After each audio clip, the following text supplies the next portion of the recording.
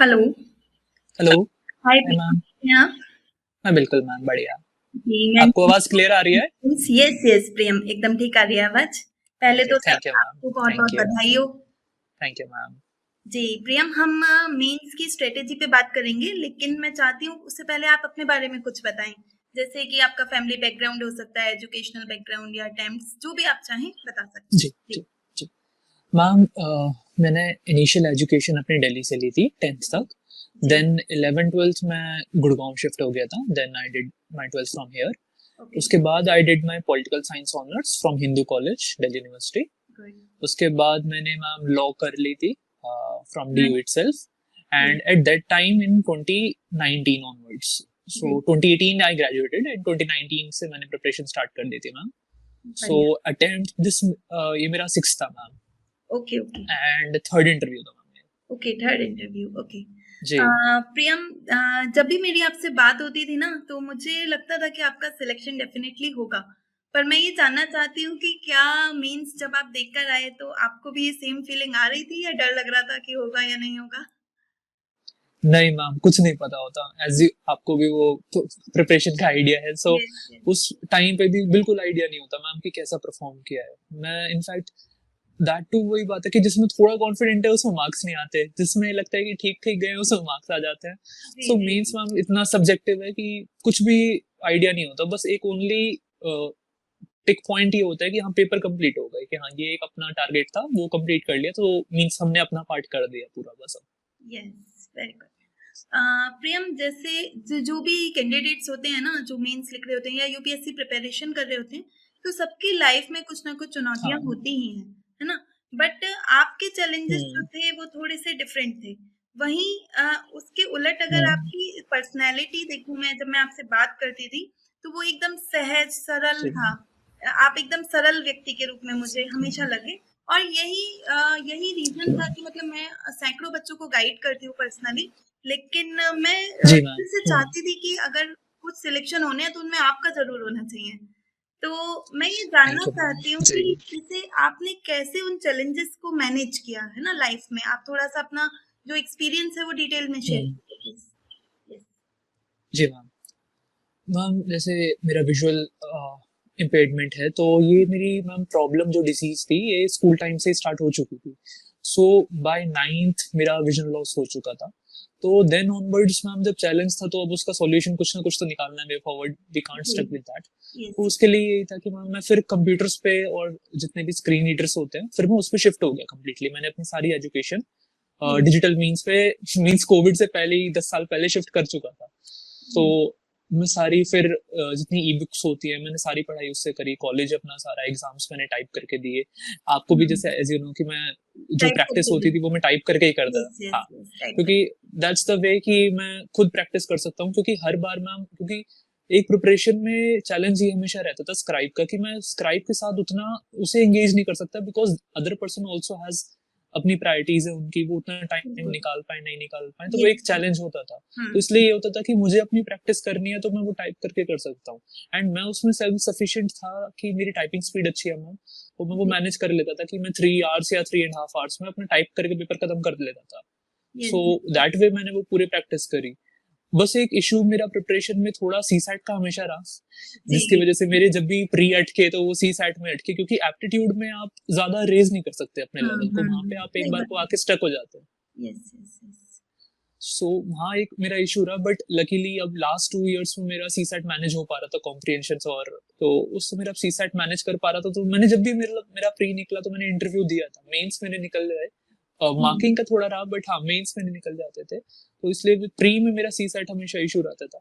सो वो जब मैनेज हो गया तो फिर मैम मेंस तो फिर मैंने जैसे ई बुक्स और स्टडी मटेरियल, अब तो ये हो गया मैम आफ्टर कोविड, तो हुँ। सारा स्टडी मटेरियल अब आपको ऑनलाइन जी, जी, अवेलेबल है। जी। यस। सारी सब पीडीएफ्स अवेलेबल है हर कोचिंग हुँ। इंस्टीट्यूट से या फिर कहीं से भी हुँ, हुँ, चीजें अब हुँ। ऑनलाइन मिल जाती है। तो वो एक एक्सेसिबिलिटी वाला मटेरियल की इशू, वो चीजें अब सॉर्ट होने लग गई है मैम। हुँ, हुँ, हुँ। Yes, good.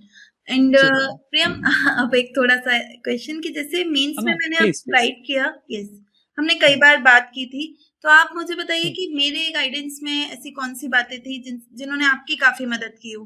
क्योंकि उन चीज़ों को मैं और एस्पिरेंट्स पे भी अप्लाई करना चाहूँगी। जी। जी मैम, जी। मैम जीएस-1 में मैम डेफ़िनेटली मुझे हेल्प मिली ख़ासकर सोसाइटी के आंसर्स में। क्योंकि हुँ, वहाँ पे एक ऐसी चीज़ होती है कि आप डायमेंशंस काफ़ी ब्रॉड कर सकते हैं एंड वहाँ पे जैसे आपने बताया था कि आप इन पॉइंट्स को ऐड कर सकते हैं, हुँ, एडिशनल जो चीज़ें हैं, जी, वो कई बार हेल्प करी मेरी क्योंकि एक होता है कि आप एक थोड़े से नैरो आप हो जाते हैं आप माइंडसेट में जब एक पर्सपेक्टिव मिलता है ना सेकंड पर्सन का कि हाँ, जी, इस एरिया से भी आप ये इन्वॉल्व कर सकते हैं। खासकर सोसाइटी में अर्बनाइजेशन के क्वेश्चन में या जो फैमिली वाले मैटरनल जो क्वेश्चंस होते हैं वुमेन रिलेटेड क्वेश्चंस होते हैं तो हुँ, वहां पे मुझे वो पर्सपेक्टिव काफी हेल्प किया जैसे आई स्टिल रिमेम्बर एक क्वेश्चन था कि relevance of zero in mythology and ये जी, क्वेश्चन टेस्ट सीरीज में था तो उस जी, क्वेश्चन का मुझे अब तक याद है फीडबैक वो बहुत मुझे एक इंट्रीगिंग लगा था कि हाँ इतना तो मैंने भी डेप्थ में जाके नहीं सोचा था और इतनी चीजें जी, हो सकती हैं तो एक या वो चीज रही एंड एक एस्से में मैम ये रहा था कि एस्से मुझे पता नहीं ma'am I am not sure मुझे बहुत डाइवर्जेंट व्यूज मिले मतलब हुँ, मुझे वो ऐसे व्यूज होते थे कि मैं खुद अपने आप को एक सेल्फ डाउट होने लग जाता था बिकॉज हुँ, in first mains I scored 130 in essay okay, तब भी मुझे सब ये बताते थे कि आपका एस्से जो मार्किंग हो रही थी वो 60-70 वाली थी हुँ, हुँ, similarly in second attempt and same in third attempt सबने मुझे कोचिंग में 70-80 से ज्यादा कोई मार्क्स नहीं दिए इससे में जी, जी, तो जी, मुझे लगता था कि इतना गलत जा रहा है क्या इससे मतलब हुँ, दैट टू मेरे फाइनल में last time I got 100 this time I got 106 in essay okay, so वो मुझे एक फीलिंग आती थी कि एसए में मैं क्या गलत कर रहा हूँ या कैसे इसे इम्प्रूव करूँ तो वहां हुँ, पे जब आपने थोड़ा फीडबैक दिया कि नहीं आप इन चीजों पे ठीक जा रहे हैं यहाँ थोड़ा सा इम्प्रूव कर सकते हैं तो वो जी, एक थोड़ा सा एक कॉन्फिडेंस बिल्डिंग वाला फैक्टर क्रिएट होता है क्योंकि वो बहुत इंपॉर्टेंट है कि आप जो कर रहे हैं वो एटलीस्ट वो ठीक लग रहा है अगर जी, आपको उसी पे डाउट होने लग जाए तो फिर आप प्रिपेयर भी कैसे कर पाएंगे तो वहाँ एक थोड़ा वो मोरल बूस्टिंग वाला मैम आपने बहुत अच्छा काम किया था वो okay, okay, thank you and जी मैम देखिए पता है जभी भी जिन एस्पिरेंट्स से बात होती है ना तो हम उन्हें कुछ ना कुछ सजेशंस देते हैं बट जनरली होता है कि बच्चे इनकॉर्पोरेट नहीं कर पाते लेकिन मैंने जैसा आपके केस में देखा मुझे ध्यान है अभी भी कि हम जीएस थर्ड की कॉपी चेक कर रहे थे और उसमें आपका आप वे फॉरवर्ड नहीं लिखते थे कुछ केसेस में हाँ मैम हाँ हाँ यस हाँ तो हाँ इवन उसके बाद मैंने स्पेशली आपको फोन भी किया था हम्म कि आपको वो करना हम्म होगा और फिर मैंने आपकी बाद की कॉपीज जब देखी तो उसमें आपने उसको ओवरकम कर हम्म लिया है ना और हम्म प्रीवियसली भी कि जो भी सजेशंस आपको देती थी तो वो आप नेक्स्ट कॉपी में वो ज्यादातर आप सॉर्ट कर लेते हम्म थे उन पे काम हाँ करते थे मैम तो आप ये ऐसा हम्म कैसे कर पाते थे कि जो भी आपको सजेशंस जो एक्टिव मतलब जिन्हें आपको लेना है सजेशंस को हम्म उनको कैसे इनकॉर्पोरेट कर पाते थे क्योंकि कई बार होता है कि अब तो काफ़ी चीज़ें टॉपर्स की स्ट्रैटेजी भी सब अवेलेबल है यूट्यूब पे। हम्म लेकिन बच्चों के राइट साथ मैम दिक्कत ये है कि वो उसे अपनाएँ कैसे, है ना? उस पे काम कैसे करें? तो उसके बारे में आप थोड़ा-सा बताएँ? जी। मैम ये तो सबसे पहले इम्पोर्टेंट है चाहे मैं हूँ या किसी भी एस्पिरेंट के लिए इंट्रोस्पेक्शन करना कि अगर कोई उन्हें गाइड कर रहा है तो क्या वो सही गाइड कर रहा है या फिर वो सिर्फ एक मैम मेंटर दो तरीके से होता है एक होता है जो जेन्युइनली आपकी हेल्प करना चाह रहा है आपकी गलतियां निकाल रहा है हुँ, एंड एक सेकंड मेंटर होते हैं जो सिर्फ अपना ज्ञान दे रहा है हुँ, मेरे साथ ऐसे में हुआ कि जिन्होंने सिर्फ अपना ज्ञान दे दिया उन्होंने या तो वो राइटिंग स्टाइल मेरा नहीं समझा या फिर मैं नहीं समझ पाया तो जी, वहां पे मुझे वो चीजों की बहुत मिसगाइडेंस लगी एंड हुँ, सिमिलरली जीएस में जो आपने चीज कही मैम वो एक्चुअली में बात थी क्योंकि अगर हम एडमिनिस्ट्रेशन में भी जा रहे हैं या हुँ, एडमिनिस्ट्रेशन हम जाएंगे तो उसमें एक वो वे फॉरवर्ड या फिर वो फ्यूचरिस्टिक हमें वो लिखना पड़ेगा तो अगर मैं जी, वहां पे लैग कर रहा हूँ तो ये मेरे पार्ट पे गलती होगी अगर मैं उसे एक्सेप्ट नहीं कर रहा कि मैं लिख नहीं रहा तो हुँ, मुझे वो इवेंचुअली एक्सेप्ट करना पड़ेगा और वो लिखना पड़ेगा अदरवाइज जो और कोई लिख रहा है तो वो आगे जाएगा ऑब्वियस बात है मैम यस, उसमें लॉस मेरा ही हो रहा है तो हुँ, अगर मैं ये चीज नहीं समझूंगा तो मैं फिर तो लॉस मैं अपना ही करूंगा ना मैम जी इसलिए और वहां पे जरूर इंट्रोस्पेक्ट करें कि जहाँ पे आप खुद गलती कर रहे हैं वहां पे तो मैम बिल्कुल किसी की भी गाइडेंस आपको लेनी चाहिए मैम जी, जी। बहुत अच्छी बात कही आपने कि जो कमियाँ हैं आपकी, पहले उन पे गौर करो, है ना? उनको एक्सेप्ट करेंगे जी मैम तभी उन्हें दूर हाँ कर पाएँगे। बहुत अच्छी बात कही। हाँ अच्छा प्रियम, बिल्कुल आपकी लाइफ़ में कभी ऐसा पल भी आया होगा कि जब स्ट्रेस होगा, बर्नआउट हो रहा होगा कि नहीं अब नहीं हो पाएगा, तो उस समय आप कैसे खुद को मोटिवेट रखते थे? मैम जी, स्ट्रेस का जो सबसे पहले ट्रिगर हुआ था वो था मेरा after first interview okay. First interview के बाद जब मेरा मिस हुआ क्योंकि उस टाइम पे पता नहीं इट वाज माय नाइवनेस कि मैं बहुत ज्यादा कॉन्फिडेंट हो गया था कि हाँ कि हुँ, हुँ। एवरीथिंग वेंट वेल कि मेंस अच्छा हुआ है हुँ, so hmm, in that time I missed by somewhat 19 marks so वहां पे एक बहुत ट्रिगरिंग फैक्टर था वो स्ट्रेस का कि वो बहुत हिट किया था तो उसके बाद आई रिमेम्बर कि जब वो नेक्स्ट प्री हुआ था उसमें just it was 10 days left and वो हुँ। प्री जब मैंने दिया तो बहुत गंदा दिया मतलब मैंने पॉलिटी के जो मेरे कोर एरिया के क्वेश्चन है वहां इतनी सिली सिली मिस्टेक्स करी थी कि मैं खुद आई वाज एक्सेप्टिंग कि मैं मेंटली रेडी नहीं था तो स्ट्रेस मैम उस पीरियड में बहुत होता है, एंड दैट टू उसके बाद मैंने ज्वाइन कर ली थी ma'am banking services as assistant manager में, पीओ था एसबीआई में। तो लास्ट 2 अटेम्प्ट्स मैंने वर्किंग उसमें दिए हैं। तो मैम स्ट्रेस यही होता था कि आपको चीजें मैनेज करनी है, बट मैम कॉल भी फिर अपना ही था कि जब आपने चूज किया है कि वर्किंग, आपने प्रोफेशन आप खुद चूज किया है, आप जानबूझ के आए हैं, तो आप किसी पे ब्लेम नहीं डाल सकते मैम, आपकी खुद की चॉइस है, आपने खुद डिसीजन लिया है, तो आपको अकाउंटेबल भी होना पड़ेगा और उसी अकॉर्डिंग मैनेज भी करना पड़ेगा। सो वो एक और मोटिवेशन मैम, मेरी लाइफ का मोटिवेशन आर्म्ड फोर्सेस या डिफेंस बहुत रहा है, मतलब I am really inspired from that.